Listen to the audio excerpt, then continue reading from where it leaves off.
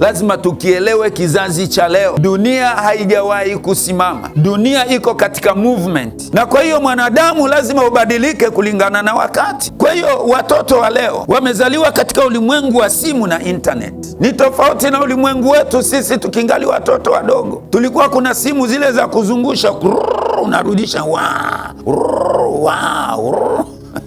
hapo nakuta kijijini simu hiyo iko moja tu.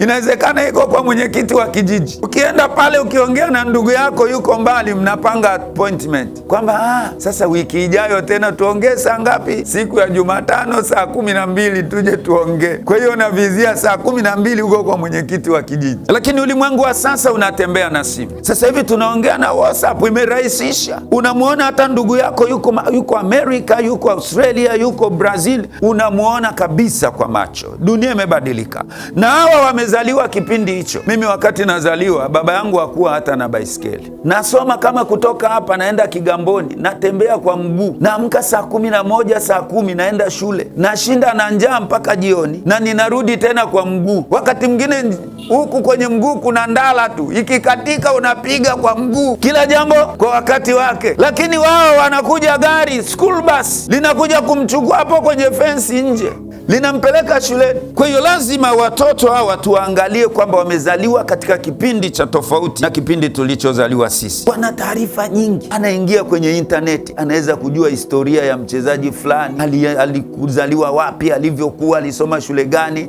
alijifunza kwenye akademi gani mpaka sasa hivi ni mchezaji. Wanajua simu hizi kuzidi sisi wazazi. Wanajua vitu elektroniki kuzidi sisi wazazi. Unampa simu, anajifungia mahali, hujui nini anaenda kubrowse huko ndani, hujui ni nini anaangalia. Lazima ujue kuloki vitu vingine. Kwa hiyo mtoto wa sasa akili yake iko tofauti sana. Hatari zinazowakabili, cha kwanza, kukaa muda mrefu kwenye screen. Usimpe muda mrefu, macho yataharibika. Maudhui yasiyofaa, picha chafu, lugha mbaya, virungu. Kuna picha zingine magomvi, zinamjenga mtoto katika ugomvi. Kuna mtoto mmoja nyumbani kwao alivunja meza, maana anaona wale watu wamieleka wale wanapigana hivi, wanaruka, na yeye kajirusha, kavunja meza.